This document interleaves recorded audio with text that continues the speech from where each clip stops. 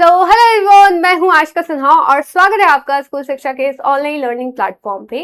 आज की इस वीडियो में हम लोग बात करने वाले हैं कि जेएनवी क्लास 6 के एग्जाम में जो आपका मीडियम ऑफ द एग्जामिनेशन है वो कैसे चूज किया जा सकता है और कौन कौन से लैंग्वेज के लिए आप एलिजिबल होते हैं। यानी अगर आप जिस भी स्टेट में रह रहे हो तो कौन से लैंग्वेजेस में आप एग्जाम दे सकते हो या फिर उस लैंग्वेज सेक्शन का आपका जो है वो एग्जाम में आएगा। सिंपल बात में बात करते हैं, सिंपल भाषा में। सबसे पहले तो मैं अगर बताऊं यहाँ, तो आपका जो है लैंग्वेज बहुत इंपॉर्टेंट है। जो आप चूज करते हो अपना फॉर्म फिलिंग करते टाइम, जब आप फॉर्म भरोगे तो मीडियम ऑफ द एग्जामिनेशन जब आप चूज करोगे तो वही आपके लिए बहुत इंपॉर्टेंट होगा। ये चूज करेगा दो चीज। पहला कि कौन सी भाषा में आप पेपर दोगे, मतलब वो भाषा में ही आपका पूरा का पूरा पेपर आएगा।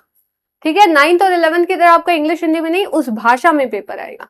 दूसरा, आपको पता है कि जेएनवी के एग्जाम में 3 सेक्शन होते हैं। एक मेंटल एबिलिटी यानी रीजनिंग वाला, एक आपका अरिथमेटिक का टेस्ट यानी मैथ्स वाला, और एक language.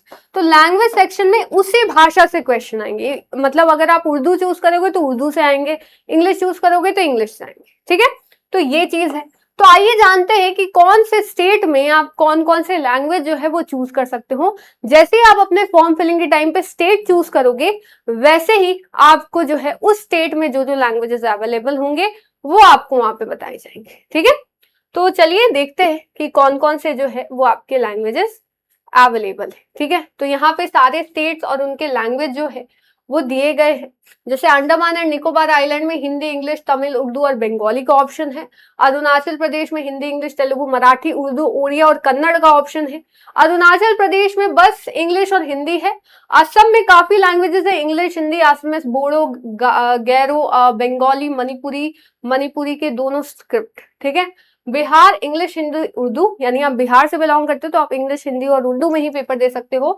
Chandigarh English, Hindi, Punjabi, Chhattisgarh English, Hindi, Delhi English, Hindi, Goa English, Hindi, Marathi, Kannada, Gujarat में गुजराती और मराठी के साथ इंग्लिश, हिंदी सब में है। तो बाकी की बात करते हैं।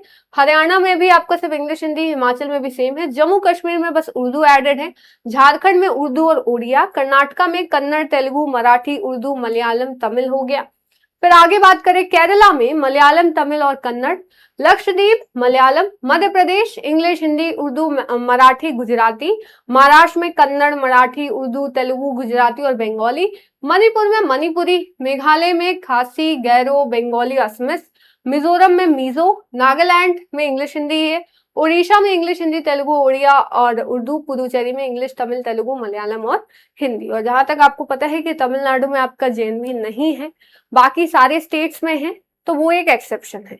तो उम्मीद है आपको समझ में आया होगा कि कौन कौन से लैंग्वेजेस में जो आप पेपर दे सकते हो। ये आपको फॉर्म के टाइम पे ही सिलेक्ट करना है, तो बहुत अच्छे से सिलेक्ट करिएगा ताकि कोई भी गड़बड़ी ना हो।